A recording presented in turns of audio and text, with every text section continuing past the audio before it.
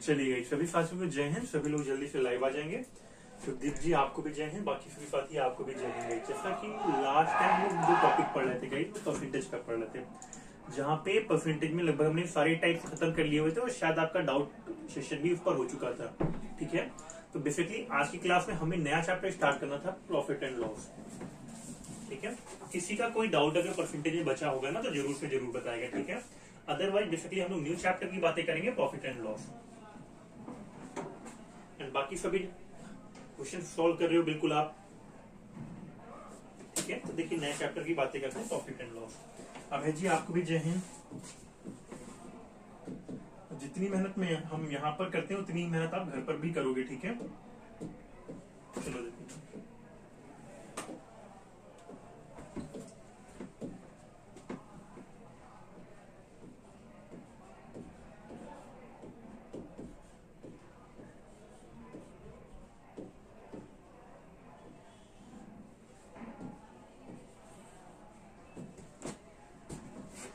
अच्छा, मैं देख रहा हूँ कि अभय का डाउट आया हुआ है दो क्वेश्चनों पर, एक्सरसाइज का 20 नंबर और 24 नंबर। ठीक है अभय, जो डाउट आया हुआ है ना, डाउट को मैं आउटली भी बता देता हूँ। ठीक है, क्योंकि और भी डाउट्स अगर आए हैं तो डाउट्स पर ही बातें कर लेते हैं।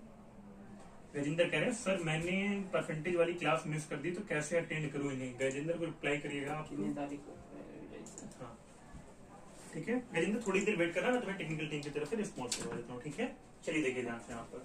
अगर मैं प्रॉफिट एंड लॉस की बात करता हूँ ना गई, तो एग्जाम में एक क्वेश्चन बिल्कुल इसका श्योर आपको मिलेगा। ठीक है, मोस्ट इंपॉर्टेंट चैप्टर है और कई लोगों के एग्जाम में, जिनके भी एग्जाम में 25 क्वेश्चन आ रहे हैं। ठीक है, फॉर एग्जाम्पल जितने भी साथी जीडी के लिए यहाँ पर किसी जीडी या अदर एग्जाम जिनके पास 15 से ऊपर क्वेश्चन जिनके भी एग्जाम में आते हैं, ठीक है, तो वहां पर आपको प्रॉफिट लॉस का एक नहीं दो क्वेश्चन देखने को मिल सकता है। ठीक है, एक से दो क्वेश्चन का एग्जाम में वेटेज होता है और बिल्कुल फिक्स यहाँ से क्वेश्चन आते हैं। ठीक है, दूसरी बात प्यारे साथियों, मैंने आपसे पहले ही कहा हुआ था कि मैं आपको परसेंटेज, प्रॉफिट लॉस, SICI ये तीन के तीनों चैप्टर जोड़ करके पढ़ाऊंगा। इट मीन्स जो चीजें, अच्छा अभय कह रहे हैं सर, अच्छा मंडे को भी मैंने पूछा हुआ था। चलिए फिर अभय आपकी भी डाउट की बातें कर लेते हैं। ठीक है, चलिए एक मिनट, थोड़ी देर वेट करिएगा, प्रॉफिट एंड लॉस बिल्कुल स्टार्ट करेंगे, लेकिन अभय का डाउट पहले क्लियर कर देते हैं। ठीक है, एक मिनट अभय,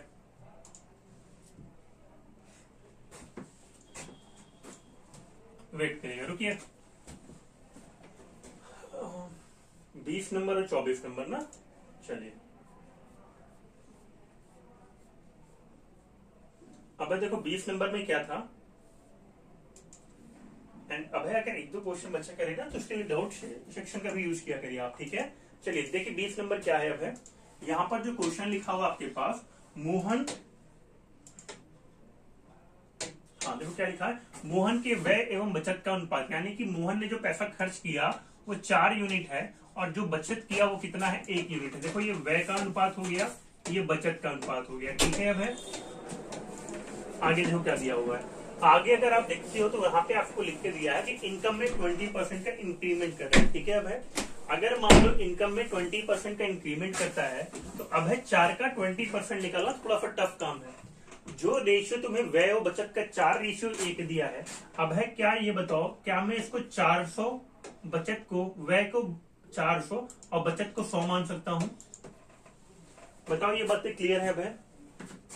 तो अब तुम कहोगे अभय कि मान लो जैसे अगर यहाँ पर आय में वृद्धि करने की बात किया हुआ है, तो तुम्हें पता है अभय कि आय जो होता है, आय का मतलब इनकम, इनकम जो होता है वो व्यय प्लस बचत से बनता है। ठीक है, यानी कि मैंने तुम्हें बताया हुआ था कि मान लो जब भी मैं आय की बात करूंगा तो आय बराबर खर्च प्लस बचत होता है। ठीक है, तो खर्च तुम्हारा कितना है यहाँ पर, 400 है, बचत कितना है, 100 रुपए है।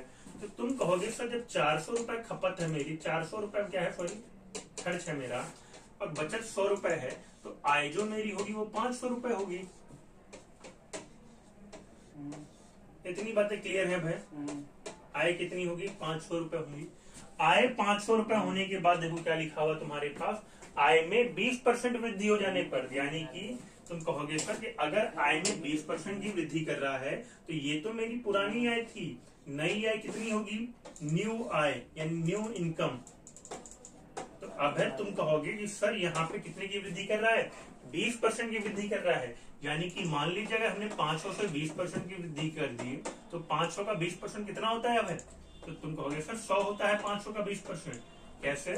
500 का 10% 50 होता है, तो 500 का 20% 100 हो जाएगा। ठीक है, अब 500 में जब तुम 100 जोड़ दोगे तो तुम कहोगे अब है कि तुम्हारा जो नया इनकम आएगा वो कितना हो जाएगा? 600 रुपए।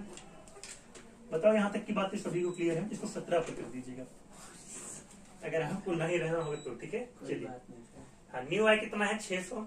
अब उसके बाद देखो क्या लिखा है, बचत में कितने की वृद्धि हो जा रही है? 12% की वृद्धि हो जा रही है। यानी कि तुम ये कहोगे कि जैसे ही तुम्हारी इनकम पहले 500 थी, तुम 100 रुपए बचा रहे थे, अब तुम्हारी इनकम अब तुम्हारा बचत कितना बढ़ जा रहा है? 12% बढ़ जा रहा है। तो तुम कहोगे सर पहले तो मेरा बचत 100 रुपए था, अब अगर ये 100 रुपए बचत मेरा 12% बढ़ेगा तो मेरा जो नया बचत आएगा, जो न्यू बचत आएगी, जरा बताओ न्यू बचत अगर 12% बढ़ेगा तो कितना होगा सभी लोग? तो तुम कहोगे सर 100 में से 12 अगर बढ़ जाएगा तो नई बचत मेरी 112 हो जाएगी। बताओ ये बातें तुम्हें क्लियर है भाई? ठीक है, अब तुमसे क्या कह रहा है? तुमसे कह रहा है इस क्वेश्चन में कि बताओ खर्च में प्रतिशत वृद्धि कितने की हुई है। तो एक बात ध्यान से समझो, अब है तुम्हारा जो पहले खर्च था, जो मैं ब्लू कलर में ड्रॉ कर रहा हूँ, तो तुम्हारा पहले का खर्च था वो कितना था? 400 रुपए। अब तुम्हारा नया खर्च देखो कैसे आएगा। अगर तुम नई आय में से नया बचत घटा दोगे तो तुम कहोगे सर नई आय मेरी 600 है, नई आय मेरी 600 है, 600 में से अगर मैं 112 घटा दूं तो मेरा नया खर्च निकल के आ जाएगा, न्यू खर्च निकल के आ जाएगा। अब 600 माइनस 112 कितना होगा? 488। बताओ इतनी बातें क्लियर है भाई? ठीक है, अब इतनी बातें क्लियर है तो आपसे क्या पूछा है? कह रहा है खर्च में प्रतिशत वृद्धि बताओ। तो देखो अब तुम्हें दिख रहा है कि तुम्हारा पहले का जो खर्च है वो 400 रुपए था, नया खर्च तुम्हारा 488 है। बताओ कितने की वृद्धि हो गई? कितने की वृद्धि हो गई? तो तुम कहोगे सर प्रतिशत वृद्धि बराबर 88 की वृद्धि हो गई है। 400 से 488 हो गया। देखो ये मान पहले 400 था, अब 488 हो गया, 88 बढ़ गया है 400 से। तो तुम कहोगे प्रतिशत लगाने के लिए 100 का गुणा कर देंगे। बताओ ये कितना परसेंट आएगा? एक बार सभी लोग हैंड्स अप करके बताओ सारी चीजें क्लियर हैं? किसी को और कोई डाउट होगा ना तो बिल्कुल पूछ लेगा। अभय का 2 डाउट आया था, 20 नंबर 24 नंबर। अभय एक बता दिया, क्या एक तुम भेज दोगे डाउट सेक्शन पर?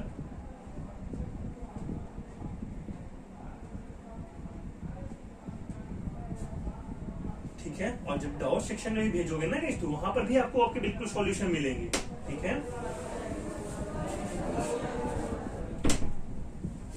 क्लियर है भैया?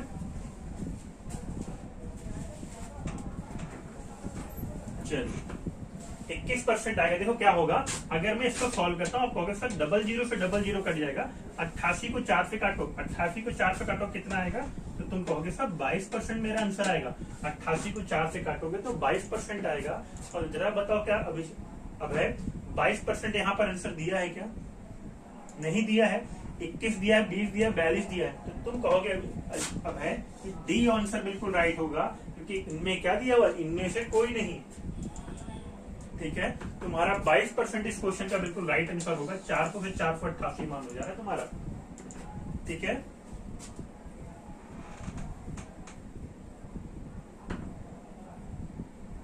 अच्छा वे कह रहे हैं डाउट हुआ। चले अच्छा ठीक है, सभी लोग डाउट पूछ लें जिनका जो जो डाउट आया हुआ है ना। आज की क्लास में डाउट पर ही बातें करते हैं। ठीक है, चलो ठीक है,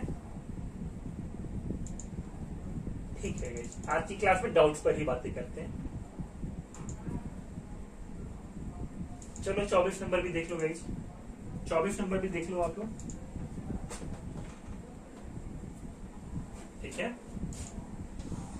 चलो जरूरत पड़ेगी तो कुछ एक्स्ट्रा क्लासेस भी लगाएंगे। ठीक है,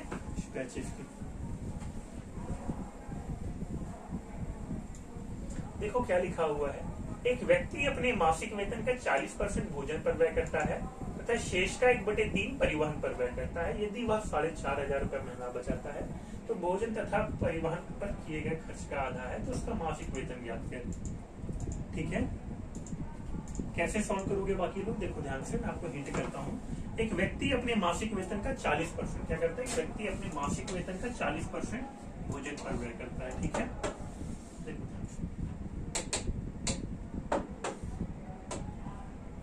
आप कहोगे ठीक है सर, एक व्यक्ति है जो मासिक वेतन का 40% भोजन पर खर्च कर दिया। मान लेते हैं सर कि अगर मेरा आय कितना है, मासिक आय को मैं अपनी 100% मान लेता हूँ, आय को अगर मैं अपनी 100 मान लेता हूँ तो 100% मान लेता हूँ, तो सर आप कह रहे हो कि 40% क्या कर रहा है, भोजन पर व्यय कर रहा है। तो अगर ये जो आदमी है 40% अगर भोजन पे खर्च करेगा तो आप कहोगे सर भोजन बराबर 40% आप खर्च कर रहे हो तो 40 आएगा। ठीक है, उसके बाद देखो क्या लिखा है, तथा शेष का 1/3 परिवहन पर खर्च करता है। हाँ, गजेंद्र कह रहे हैं सर मैंने क्लास कल से ज्वाइन की हुई है। तो गजेंद्र ध्यान से समझिए कि अगर आपने कल से क्लासेस ज्वाइन की हुई है ना, तो आपका बेसिकली नया चैप्टर प्रॉफिट एंड लॉस से स्टार्टेड होगा। ठीक है गजेंद्र, क्लियर है गजेंद्र? आपका नेक्स्ट चैप्टर जो कि बस डाउट्स पर बातें करने के बाद स्टार्ट करेंगे, वहां पे स्टार्टेड होगा। ठीक है, चलो भोजन के बाद अगर मैं बातें करूं, 40% भोजन के बाद तुम्हारे पास जो शेष बचेगा, बताओ शेष कितना बचा सभी लोग? तो तुम कहोगे सर शेष मेरे पास 100 - 40 60 बचेगा। 100 - 40 करोगे तो शेष तुम्हारे पास कितना आएगा, 60 आएगा। ठीक है, आगे देखो, आगे क्या लिखा है, तथा शेष का 1/3 परिवहन पर व्यय खर्च करता है। ठीक है, तो तुम कहोगे सर यहाँ पर देखो क्या लिखा है कि शेष का 1/3 भाग परिवहन पर व्यय करता है। तुम बताओ 60 का 1/3 भाग कितना आएगा? तो तुम कहोगे सर 60 का जो 1/3 भाग होगा ना वो 20 आएगा। कितना आएगा? 20 आएगा। और ये 20 तुमने किस पर खर्च किया है? परिवहन पर खर्च किया है, परिवहन पर। ठीक है, आगे देखो, उसके बाद वह रुपए 4,500 प्रति माह बचाता है। कितना बचाया है? 4,500 प्रति माह, जो कि भोजन तथा परिवहन पर किए गए खर्च का आधा है। तो कैसे करते हैं भाई? तुम कह रहे हो कि अब तुम 4,500 बचा पा रहे हो, जरा ये बताओ भोजन और परिवहन पर तुमने खर्च कितना किया? तो तुम कहोगे सर कि मेरी जो सेविंग है सर वो कितना है? सेविंग वो भोजन और परिवहन पर खर्च का आधा है। तो तुम कहोगे सर भोजन पे खर्च 40 है, परिवहन पे सर खर्च 20 है, इन दोनों का आधा है। 40 + 20 बराबर 60, 60/2 बराबर 30 आएगा। बताओ ये क्लियर है? और जब 30 आएगा ना भाई, तो तुम कहोगे सर ये 4,500 रुपए बचा ले रहा है, यानी कि तुम कहोगे कि 30 यूनिट का मान 4,500 के बराबर है। ऐसा है कि नहीं है? तो तुम कहोगे सर अगर मैं यहाँ पे काट देता हूँ ना, तो एक 0 से 1 0 कट जाएगा। हाँ देखो 30 लिखा है, 45 लिखा है, ऐसा करते हैं। एक इधर देखो, ध्यान से 30 लिखा है, 45 लिखा है, तुम क्या कहोगे सर 1 0 से 1 0 कट गया। 3 से अगर मैं 450 को काटूंगा 150 आएगा। अब प्यारे दोस्तों ये बताओ, अगर तुम्हारे 1 यूनिट का मान 150 आया, तुमने कहा कि सर 1 यूनिट का मान अगर 150 आया, तो पूछा मासिक वेतन कितना आएगा? अब बताओ मासिक वेतन कितना आएगा? सभी लोग मुझे कमेंट करके बताओ कि मासिक वेतन कितना आएगा। 1 यूनिट का मान 150 है, तो आप कहोगे सर 100 यूनिट का मान 150 × 100 हो जाएगा, और ये मान कितना आएगा? ठीक है,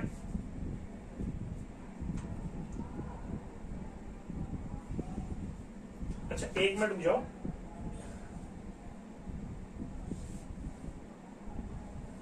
फिर से देख लेते हैं। एक व्यक्ति अपने मासिक वेतन का 40% भोजन पर व्यय करता है, शेष का 1/3 परिवहन पर व्यय करता है। यदि वह रुपए 4,500 प्रति माह बचाता है, जो कि भोजन तथा पर किए गए खर्च का आधा है। यदि वह रुपए 4,500 प्रति माह बचाता है, जो कि भोजन तथा परिवहन पर खर्च किए गए खर्च का आधा है, तो 40 + 20 60 का 30, 30 बराबर 4,500, 30 यूनिट बराबर 4,500, 1 यूनिट बराबर कितना आएगा? तो ये आएगा आपका 15। 150 × 100 करेंगे तो मासिक वेतन कितना आएगा? सब आंसर करेक्ट कर लेना। ठीक है गाइस, ये आएगा तुम्हारा 15। ठीक है, इसी वजह से आपका दिक्कत आ रहा था। ठीक है,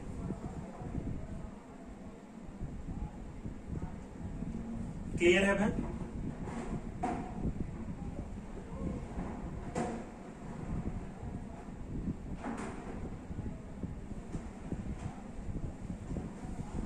एक बार फिर से देख लेते हैं इसको। एक व्यक्ति अपने मासिक वेतन का 40% भोजन पे व्यय करता है, 40% भोजन पे व्यय करता है तथा शेष का 1/3 परिवहन पर व्यय करता है, तथा शेष का 1/3 यानी कि 20 इसने परिवहन पर व्यय कर दिया, शेष 60 बचेगा, 60 का 1/3 परिवहन पे व्यय खर्च करता है। यदि वह रुपया 4,500 प्रति माह बचाता है, अभी वो कितना बचा रहा है 4,500 प्रति माह, तो यानी कि अगर मैं बात करूं परिवहन पे खर्च कर दिया है।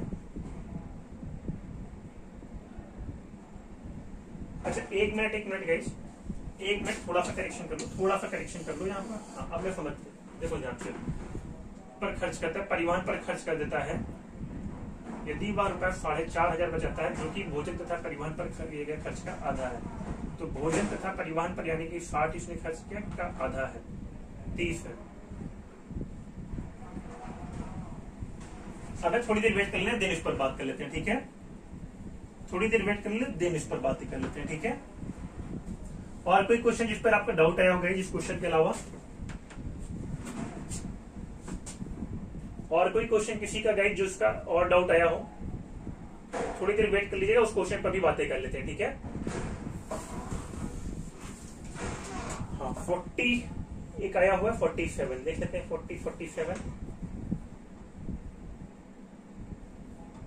चलो 40 नंबर तो कराया सब है, 40 नंबर तो इस तरह का क्वेश्चन ऑलरेडी कराया हुआ था मैंने। देखो कैसे बनेगा 40। 75 ग्राम चीनी के विलयन में 30% चीनी है, ठीक है? अगर मैंने मान लिया कि 75 ग्राम चीनी का विलयन है, मान लो ये मिक्सचर कितना हुआ 75 ग्राम हुआ, ठीक है? 30% क्या दे दिया है? चीनी दे दिया है। अगर मान लो 30% शुगर दे दिया है, मान लो यहाँ पर मैं शुगर की बात करता हूँ, 30% दे दिया है, तो तुम बताओ भाई कितना आएगा शुगर? तो 75 में 30% शुगर आने का मतलब है कि 75 का जो 30% होगा गाइस वो 22.5 आएगा, ठीक है? 22.5 ग्राम क्या हो गया? शुगर हो गया। उसके बाद क्या लिखा है? तो विलयन में कितनी चीनी मिलाई जाएगी? चीनी की मात्रा कितनी होगी? 70% हो जाए, ठीक है? तो देखो मैंने बताया हुआ था गाइस कि 75 में अगर तुम्हारा 30% शुगर आ गया, 22.5 आ गया, तो तुम कहोगे सर मान लेते हैं कि शेष पार्ट क्या होगा? वाटर होगा। अब बताओ 75 में अगर 22.5 आ गया तो तुम कहोगे सर बाकी पार्ट मेरा वाटर होगा, जो कि 52 ग्राम आएगा, ठीक है? ओके, अब देखो जरा ध्यान से। अब इसके बाद क्या लिखा है? तो विलयन में कितनी चीनी मिलाया जाए। तो देखो ध्यान से, तुम्हें क्या मिलाना है? विलयन में चीनी मिलाना है। पर आप लोगों को याद आ रहा होगा गाइस कि मैंने इस तरह के क्वेश्चन में कहा हुआ था तुमसे कि जब तुम्हें चीनी मिलाता है तो तुम्हें चीनी से मतलब नहीं होता, उसके सामने वाले से मतलब होता है। विलयन में चीनी मिलाने का मतलब है कि वाटर तुम्हारा बिल्कुल एज इट इज 52 रहेगा ग्राम रहेगा। तुम कहोगे सर कि चीनी जो मेरा है वो कितना है? 70% है। सर अगर मेरा चीनी 70% हुआ तो बताओ ये मान कितना होगा? तुम कहोगे सर पूरा का पूरा मिक्सचर जब 100% होता है तो चीनी अगर 70% है तो ये मान 30.5% हो जाएगा, 30% हो जाएगा, ठीक है? अब चीनी का मान अगर 30, वाटर का मान अगर 30% हो जाएगा तो तुम कहोगे सर यहाँ पे 30% बराबर 52 है, 30% बराबर 52 है। क्या पूछा है मुझसे? जरा देख लेते हैं। मुझसे पूछा है तो विलयन में कितना चीनी मिलाया जाए। पूछा कि विलयन में कितना चीनी मिलाया जाए कि चीनी की मात्रा 70% हो जाए। तो देखो मैं क्या करूंगा, 30% का मान अगर 52 है तो मैं काट देता हूं। तो आप कहोगे सर अगर मैं 3 से काटता हूं यहाँ पर तो देखो कितना बनेगा? 3 से काटता हूं तो यहाँ पे 10% आएगा। और प्यारे दोस्तों अगर मैं 3 से काटता हूं तो मुझे पता है कि 17 × 51, एक इधर काटेगा 15 को 3 तो 5 आएगा, 17.5 आएगा 10% का मान। 10% का मान अगर 17.5 आएगा तो देखो मुझे कितना मान दिया हुआ चीनी का। तो तुम कहोगे सर चीनी की मात्रा तो मुझे 70% करनी है। 30% चीनी का मान अगर 52 तो 70% चीनी का मान कितना होगा? तो तुम कहोगे सर यहाँ पर जब 10% का मान 17.5 दिया हुआ है तो मैं दोनों तरफ 7 का गुणा कर देता हूँ, 7 का गुणा कर देता हूँ, ठीक है? अब 10 में 7 का गुणा करेंगे 70% आएगा, 17.5 में 7 का गुणा करेंगे, जरा बताओ कितना आएगा? तो तुम कहोगे गाइस कि अगर मैं 17.5 में गुणा करता हूँ 7 का तो 119, 17.5 गुणे 7 करो, ठीक है? तो सॉल्व करने पे आपका आएगा 122.5। कितना आएगा? 122.5 ग्राम, ठीक है? अब अगर 122.5 ग्राम आएगा ना तो तुम कहोगे सर शुगर की मेरी मात्रा कितनी होगी? 122.5 ग्राम, ठीक है। हालांकि तुमसे क्या पूछा है प्यारे दोस्तों, कह रहा है कि मिक्सचर में कितना चीनी मिलाया जाए, चीनी कितना मिलाया जाए। तो तुम कहोगे कि सर देखो 22.5 ग्राम चीनी पहले था, अब नया चीनी मेरा 122.5 हो गया है, तो मैं कितना मिलाऊंगा, दोनों को घटाओगे, तुम कहोगे सर 100 ग्राम मेरा बिल्कुल राइट आंसर आएगा। पहले मिक्सचर में तुम्हारे पास 22.5 ग्राम चीनी था, अब 122.5 हो गया है, तो 100 ग्राम इसका बिल्कुल राइट आंसर आएगा, ऑप्शन नंबर बी। क्लियर है फ्रेंड? अमरनाथ कह रहे सर ये वाला भी। अमरनाथ बिल्कुल मैं तुम्हारा क्वेश्चन ओडी बता देता हूँ, ठीक है। अच्छा मुझे तो लग रहा है कि आज पूरा का पूरा डाउट क्लास ही हो जा रहा है, ठीक है। चलिए एक लास्ट क्वेश्चन की बात कर लेते हैं अमरनाथ के, दिन आगे चलते हैं, ठीक है।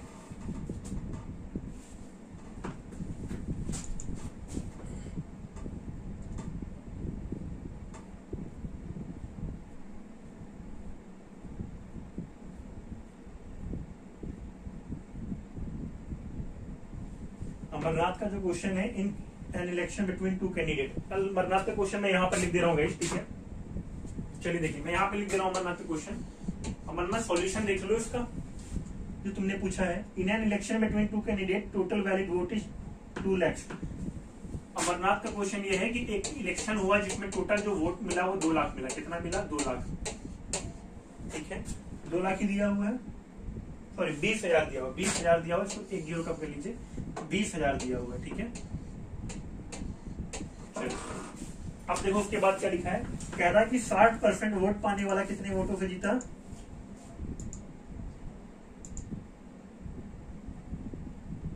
ठीक है, कह रहा है कि एक विनर 60% वोटों से जीत गया। कितने वोटों से जीत गया? 60% वोटों से। अमरनाथ का क्वेश्चन ये है कि एक विनर अगर बताओ 60% वोट से जीत गया, तो बाकी लोगों को बताना है कि वो कितने वोटों से जीता। कितने वोटों से जीता ये बताना है, कितने वोटों से जीता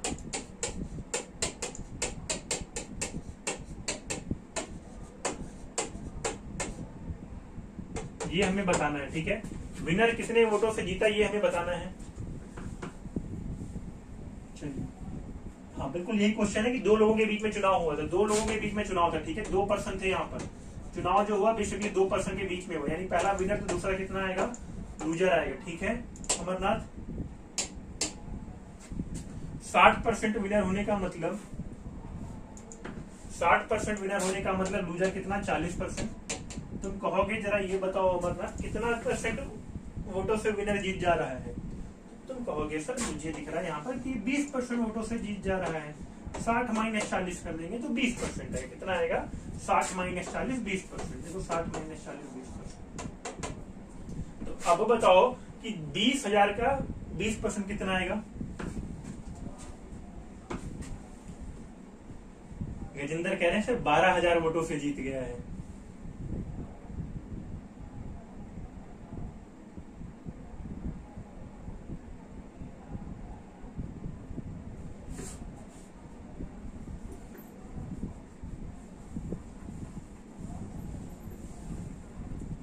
ठीक है, बिल्कुल सही आ रहा है। मनदीप का भी सही आ रहा है, गजेंद्र का भी सही आ रहा है, ठीक है। बिल्कुल अगर मैं 60% वोटों की बात करता ना, देखो ध्यान से, असल में क्वेश्चन तुम्हारा ये भी आता है, 2 क्वेश्चन बनते हैं। एक तो पूछा कितने वोटों से जीता, तो यहाँ पर अगर मैं बात करता हूँ विनर 60% पाया है, 20,000 का 60% कितना होता है? 20,000 का 60% तुम्हें पता है 60/60%, तो इसको निकालोगे तो 12,000 आएगा। कितना आएगा? 12,000। यही तुम्हारे क्वेश्चन का आंसर है, ठीक है। बट अगर मान लो पूछता कि कितने वोटों से जीता, कितने वोटों से जीता, देखो ये तो विनर वोट पाया है, ये क्या है? विनर वोट पाया है, ठीक है। इतने वोट विनर पाया है, लेकिन अगर पूछता कितने वोटों से जीता है, तो तुम्हारा जो राइट आंसर होता अमरनाथ, तुम कहते सर 60 - 40 20% वोट ज्यादा पाया है, तो 20% का मान कितना होगा? तो तुम कहोगे सर अगर यहाँ पर टोटल वोट 100% है, तो 20,000 का जब 20% निकालोगे ना तो 4,000 आएगा। ये 4,000 वोटों से जीता है। कितने जीता है? कितने वोटों से जीता? 4,000 वोटों से जीता है, ठीक है। अब कितना परसेंट वोट, कितना वोट पाया है? तो 12,000 वोट पाया है, ठीक है।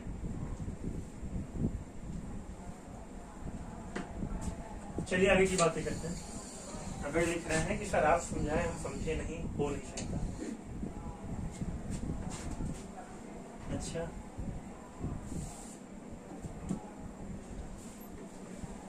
चलिए गाइस, इसके बाद के जो क्वेश्चन बचेंगे, ठीक है, देखो इसके बाद अगर तुम्हारे एक दो क्वेश्चन बच जाते हैं, ठीक है, तो डाउट काउंटर के रूप में जो तुम्हें शक्तियां दी गई उनका भी यूज कर लिया करो आप, ठीक है।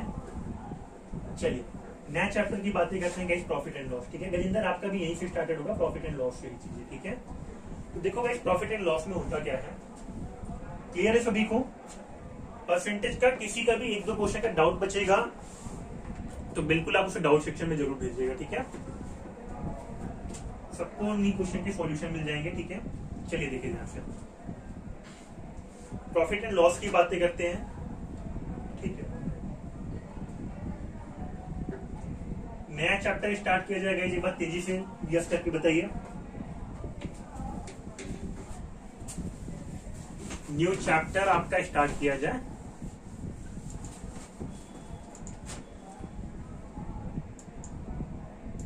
अंकित, मनदीप, कांक्षा, गजेंद्र, अजय, अभय, शुभदीप, अमरनाथ, सभी लोग नोट्स बनाते जरूर चलना गाइस, ठीक है।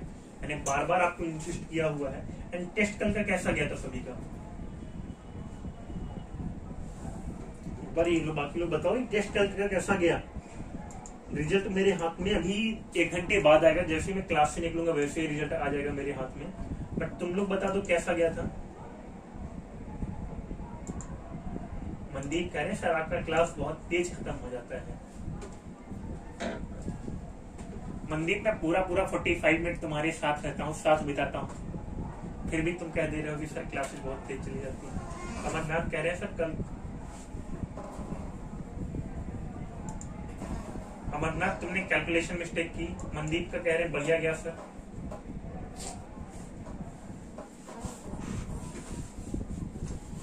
अब एक क्वेश्चन बचा है, उसे डाउट में भेज देना, ठीक है। चलो मनदीप का बढ़िया हुआ है, बाकी लोग बताएं कैसा गया था पेपर कल का। अमरनाथ, गलतियां ही सुधारने के लिए हम इस बैच का पार्ट हैं, ठीक है। पेपर पर भी डिस्कस कराएंगे गाइस, ठीक है। थोड़ा सा वेट कर लेना, आपको नेक्स्ट क्लास में पेपर पर भी डिस्कस कराएंगे, ठीक है। अमरनाथ कह रहे हैं डर डर के टेस्ट दिया था मैंने। अमरनाथ ये युद्ध से पहले का अभ्यास है तुम्हारा, ठीक है। जब तुम्हें जंग के मैदान पे भेजा जाता है तो वहां पे तुम्हें पहले ट्रेनिंग दी जाती है, हथियारों को चलाना सिखाया जाता है। इसी तरह से जब तुम सिलेक्शन के लिए पेपर में बैठोगे रियल एग्जाम में पहले, तो ये टेस्ट क्या कराते हैं तुम्हारा, बेसिकली प्रैक्टिस सेशन, ठीक है। ऐसे ही तुम्हें एग्जाम में भी परफॉर्म करना है। अमरनाथ कह रहे हैं सर टाइमिंग बहुत जल्दी जल्दी जा रहा था पेपर में। हो सकता है अमरनाथ तुमने गोलियां चलाने में धीमे रहे होगे, यानी ये क्वेश्चन को सॉल्व करने में थोड़ा सा धीमे रहे होगे। चलिए ठीक है, मोर एंड मोर प्रैक्टिस, ठीक है। चलिए देखिए ध्यान से यहाँ पर, हाँ प्रॉफिट एंड लॉस की बातें करते हैं गाइस। देखो एग्जाम में इसका 2 क्वेश्चन बिल्कुल श्योर आना है, ठीक है। तो कहने का मतलब यहाँ पर आप कमांड बहुत अच्छी होनी चाहिए। मैंने आपको पहले ही बताया कि परसेंटेज, प्रॉफिट लॉस, SICA में तीनों चैप्टर जोड़ के पढ़ाऊंगा, ठीक है। अब देखिए ध्यान से, तो कहने का मतलब बहुत सारे कॉन्सेप्ट यहाँ पे गई ऑलरेडी परसेंटेज के भी फॉलो होंगे, ठीक है। तो देखो यहाँ पर होता क्या है, जब भी मैं प्रॉफिट एंड लॉस की बातें करता हूँ ना गाइस, तो बेसिकली यहाँ पर 3 चीजें आती हैं, देखो ध्यान से। पहला तो तुम्हारा CP आता है। CP का मतलब क्या होता है, देखो ध्यान से, CP का मतलब होता है तुम्हारा कॉस्ट प्राइस। क्या होता है? Cost price. जब भी कभी मैं तुमसे बातें करूंगा क्रय मूल्य की, ठीक है, तो तुम वहां पे कहोगे कि सर आप बातें कर रहे हो CP, ठीक है, CP की बातें कर रहे हो, ठीक है। अमरनाथ कह रहे हैं सर नेक्स्ट टाइम पक्का बेटर होगा क्योंकि आइडिया हो गया इस बार। मनदीप कह रहे हैं सर कोई व्हाट्सएप ग्रुप है, अगर है तो मेरा नंबर है सर। अब कह रहे हैं सर मेरा टेस्ट नहीं हुआ। बिल्कुल होना था, अब है आपने दिया नहीं होगा, ठीक है। टेस्ट बिल्कुल दिया करें आप सभी लोग, ठीक है। चलो देखो ध्यान से, हाँ तो कॉस्ट प्राइस के बाद अगर मैं बातें करता हूँ ना गाइस, तो कॉस्ट प्राइस के बाद तुम्हारा एक होता है SP होता है। क्या होता है? SP होता है। ये सारी चीजों को नाम से जानते रहो तुम। SP का मतलब क्या होता है? सेलिंग प्राइस होता है। क्या होता है? Selling price. जब भी मैं कभी SP की बातें करूंगा तो सेलिंग प्राइस का मतलब क्या हो गया तुम्हारा? विक्रय मूल्य। विक्रय मूल्य हिंदी में से आप कहोगे और अगर मैं लास्ट वाले मूल्य की बातें करता हूं गए, तो एक मूल्य तुम्हारा होता है एमपी। क्या होता है? एक मूल्य तुम्हारा एमपी होता है। एमपी का जो मतलब होता है ना, होता है मार्क्ड प्राइस। क्या होता है? Marked price. ठीक है, मार्क्ड प्राइस का मतलब क्या होता है? अंकित मूल्य।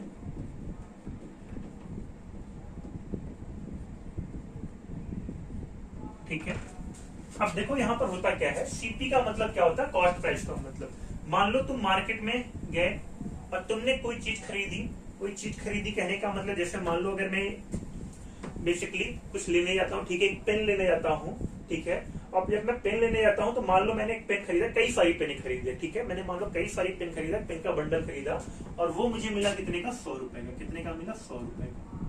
ठीक है, अगर ये पेन तुम्हें कितने का मिला? 100 रुपए का। और मान लो तुमने कहा कि नहीं सर ये 100 रुपए मिला, ठीक है, मान लो तुमने कोई भी चीज खरीदी, 100 रुपए खरीदी, और मान लो अगर तुम्हें क्या हुआ, दुकानदार को उस पर कितने का प्रॉफिट चाहिए? 20%। ठीक है, दुकानदार को उस पर क्या चाहिए? प्रॉफिट चाहिए। ठीक है, और मान लो इसने 10% का प्रॉफिट है। कितने का प्रॉफिट लिया? 10% का प्रॉफिट लिया। तो तुम कहोगे सर कि उसने जो पैसा मुझे बेचा वो 110 वस्तु को दिया। ठीक है, 110 वस्तु को दिया, और मान लो उस पर अंकित कितना था? मान लो डिब्बे पर जो अंकित मूल्य था कितना था? डिब्बे पर जो अंकित मूल्य था, मैं मान लेता हूं कि 200 रुपए अंकित मूल्य था। कितना था? 200 रुपए अंकित मूल्य था। ठीक है, 110 हो गया, और ये पैसा 90 भी हो सकता है। देखो ये दो चीजें हो सकता है। विक्रय मूल्य तुम्हारा, जब मैं बातें करूंगा तो विक्रय मूल्य क्या होता है तुम्हारा? दो तरीके से आता है। ठीक है, पहला तो तुम कहोगे कॉस्ट प्राइस। कॉस्ट प्राइस किसी भी वस्तु की बिल्कुल फिक्स होती है। क्या होती है?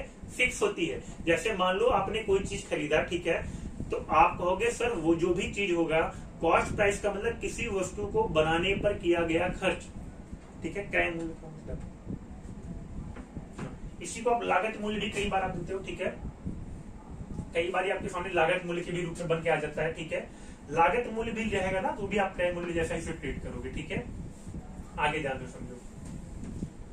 अब अगर मैं यहाँ पर 110 और 90 की बातें करता हूँ, तो तुम कहोगे सर देखो यहाँ पर 100 से वस्तु को कितने में बेचा गया? 110 में बेचा गया। कितने में बेचा गया? 110 पर बेचा गया। और सर जब वस्तु को 100 से 110 पर बेचा गया, तो देखिए सर मुझे पता है कि मुझे यहाँ पर प्रॉफिट हो रहा है। क्या हो रहा है? प्रॉफिट हो रहा है। ठीक है, और प्रॉफिट कितने का हो रहा है? तो तुम कहोगे सर मुझे प्रॉफिट यहाँ पर दिखता है कि 100 से जब 110 में बेचेंगे तो 10 रुपए का प्रॉफिट हुआ, तो मुझे यहाँ पे प्रॉफिट हुआ। ठीक है, अब तुम कहोगे सर जब मैं यहाँ पर देखता हूँ तो 100 में से मुझे 10 रुपए का घाटा लग गया, तो ये क्या हुआ? ये भी सर विक्रय मूल्य है, लेकिन मुझे यहाँ पर क्या हुआ है? लॉस हुआ है। क्या हुआ है? लॉस हुआ है। बताओ इतनी बातें तुम्हें क्लियर? अब तुम कहोगे सर जब मैं अंकित मूल्य की बातें करता हूँ तो सर मेरा अंकित मूल्य 200 रुपए था। 200 रुपए में से छूट देने के बाद, एक बात ध्यान से समझना प्यारे दोस्तों, कि जब भी तुम अंकित मूल्य से छूट दोगे ना, तब जाके तुम्हारा क्या निकलता है? विक्रय मूल्य निकलता है, एसपी निकलता है। ठीक है, क्लियर है सभी को यहाँ तक की चीजें? यहाँ तक की सभी चीजें अगर क्लियर है ना, तो एक बात मैं फिर से यहाँ पर इन्हीं चीजों पे लिखना चाहूंगा। चलो देखो यहाँ पर देखियो, पेज शायद ऑलरेडी खत्म हो गया इसका।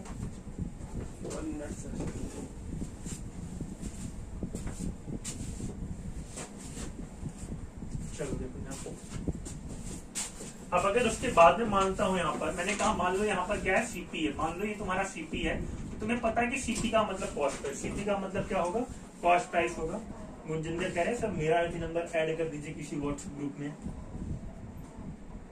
ये देखिएगा दो बच्चों ने कमेंट किया, मनदीप और गजिंदर ने। ठीक है, मोरिया सर ने जो व्हाट्सएप ग्रुप बनाया हुआ है ना इन बच्चों का, उसमें इन्हें जरूर ऐड करवा दीजिएगा। ठीक है, तो देखो ध्यान से यहाँ पर सीपी में क्या होता है। जैसे मान लो मैंने सीपी को फिर से 100 माना। सीपी कितना माना?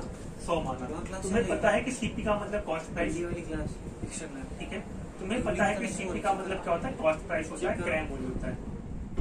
ठीक है, अब सीपी का मतलब प्यारे दोस्तों अगर कॉस्ट प्राइस होता है ना, तो तुम हमेशा और हमेशा कहोगे कि सर अगर मैं सीपी की बातें करता हूँ, मान लो मैंने, आप यहाँ पे सर एसपी जा रहे हो, क्या जा रहे हो? एसपी जा रहे हो।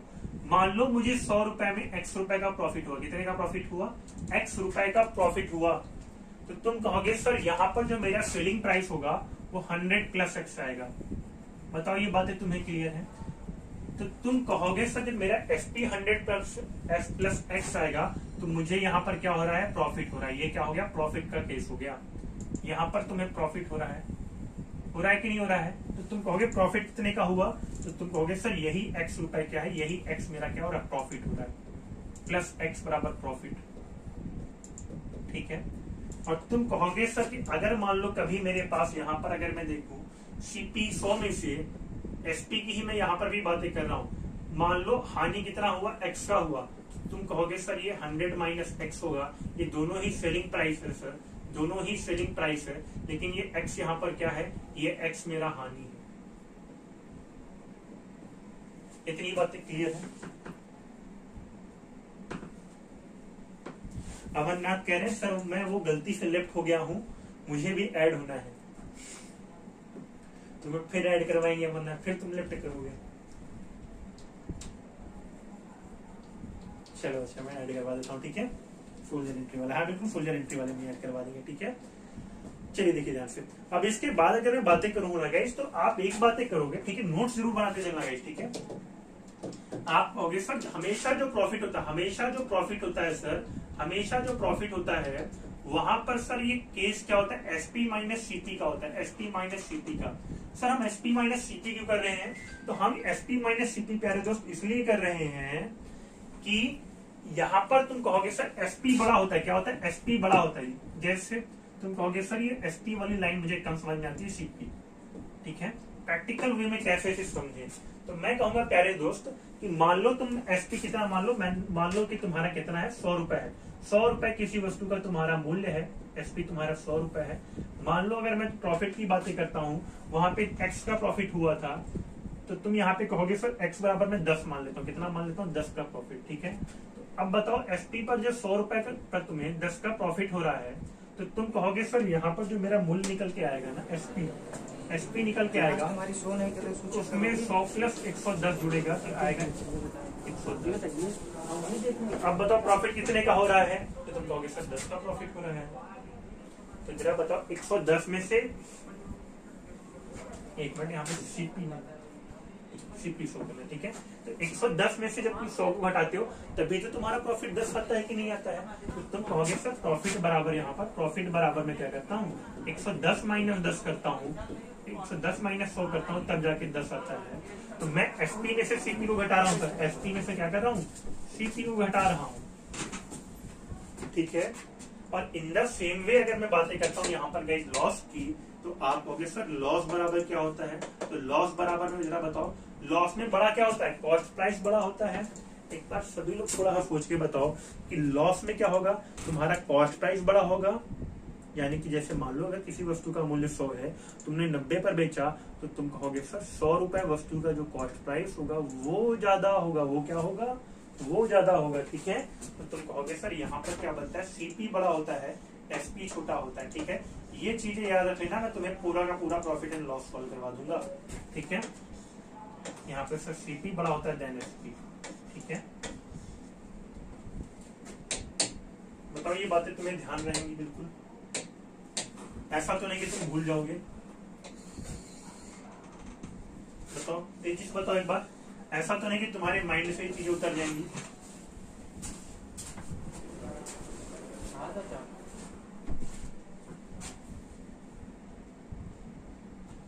बताओ इतनी बातें क्लियर है सभी को। और क्योंकि आज टाइम भी छोड़ रहा है ना कहीं साथ हमारा, ठीक है, तो बाकी सारी बातें इस पे हम लोग बेसिकली कल करेंगे। बट बाकी लोग बताओ तुम्हें केवल अभी SP, CP और MT पहचानने में कोई दिक्कत, एक बार तेजी से हैंड्स अप करके बताओ, किसी को SP, CP, MT पहचानने में दिक्कत कोई? छोटा सा एग्जांपल लेके तुम्हें फिर से चीजें बता देता हूँ, ध्यान में समझो। मान लो तुम मार्केट में गए 100 रुपए की कोई चीज खरीदे, ठीक है। तो 100 रुपए की चीज तुमने खरीदी, तो तुम कहोगे सर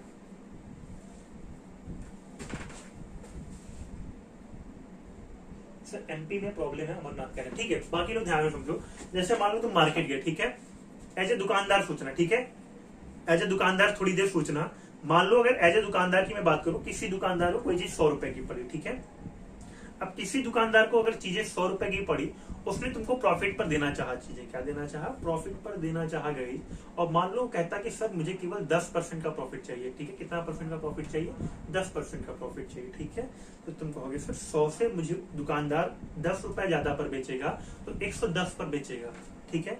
और जब वो 110 पर बेचा ना सर, तो 110 क्या आएगा, ये विक्रय मूल्य होगा दुकानदार का, दुकानदार का क्या होगा, विक्रय मूल्य होगा, एसपी होगा, ठीक है। अब जब ये एसपी होगा गाइज, तो आप बताओ क्या कहोगे, कहोगे सर देखो 100 पे खरीदा था, 100 पर वो खरीदा था, 110 पर मुझे बेच दिया, तो उसने 10% का प्रॉफिट मुझसे ले लिया, ठीक है। अब जिन बच्चों को दिक्कत आ रही है एमपी पर, तो देखो एमपी क्या होता है गाइज, जैसे मान लो दुकानदार ने वस्तु पर लिख के रखा होता कि नहीं मैं 200 रुपए, वस्तु पर जो एमआरपी होता है, मैक्सिमम रिटेल प्राइस, वस्तु पर जो एमआरपी होता है वो वस्तु का अंकित मूल्य होता है, वो क्या होता है, अंकित मूल्य होता है, ठीक है। जैसे मान लो कि आप कई सारी पेनल देखो तो वहां पर क्या लिखा रहता है, मान के चलो किसी चीज पर लिखा है 200 रुपए, ठीक है। तो तुम कहोगे दुकानदार, इंडियन जो ग्राहक होता है वो भी क्या कहेगा, सर डिस्काउंट दो तभी खरीदूंगा, ऐसे तो नहीं लूंगा, ठीक है। मान लो दुकानदार ने 20-30 रुपए का डिस्काउंट दिया, तुम कहे नहीं मैं मानूंगा ही नहीं, और थोड़ा डिस्काउंट दो, ठीक है। तो बेसिकली तुमने डिस्काउंट उससे कम कराते कराते, पैसा कम कराते कराते कहां पर लेके आए, 110 पर लेके आए, और तुमने कहा बस अब इतना सही है, अब मैं वो चीजें कहते रहा हूँ, खरीद ले रहा हूँ, ठीक है। तो ये जो वो 200 रुपए वो वस्तु का अंकित मूल्य था ना, इसी को हम एमपी कहते हैं, जिसपे एमपी पे हमेशा देखना कि एमपी पर डिस्काउंट देने के बाद, मार्क्ड प्राइस अंकित मूल्य पर डिस्काउंट के देने के बाद जो मूल्य आता है वो तुम्हारा खरीद मूल्य होता है, वो तुम्हारा क्या होता है, सॉरी खरीद नहीं, वो बेचा गया मूल्य होता है, एसपी होता है, वो क्या होता है, बेचा गया मूल्य होता है। जैसे मान लो 200 रुपए की कोई चीज तुमने खरीदी, मान लो तुमने बहुत सारी छूटें दी और तुम 110 पर उसे क्या कर रहे हो, बेच दिया तुम्हें, तो जरा बताओ उसने तो बेच दिया, तो ये जो क्या हुआ, एसपी हुआ, क्लियर है। कल इस पर डीप में बातें करेंगे, ठीक है गाइस, कल इस पर डीप में बातें करेंगे। हाँ लेकिन ये जितने सारे टर्म्स मैंने बनाए हुए हैं ना, इसका थोड़ी सी प्रैक्टिस करके आना, ठीक है। तुम्हें पता होना चाहिए सीपी क्या होता है, एसपी क्या होता है, एमपी क्या होता है, और बेसिकली ये फॉर्मेट तुम्हें जरूर याद रखना है। जहां पर भी प्रॉफिट का केस आएगा मैं डायरेक्टली यही चीजें उठा के लिख दूंगा, जहां पर भी लॉस का केस आएगा मैं डायरेक्टली ये चीजें उठा के रख दूंगा। तो कोई भी चीजें छोटा सा भी डाउट हो ना, कल उस पर बातें करेंगे, ठीक है। बहुत सारी क्लियर है सभी को यहाँ तक की चीजें। तो चलिए गाइस आज के लिए इतना ही, मिलते हैं आप सभी से कल वाली क्लास में। सभी साथियों को जय हिंद गाइस।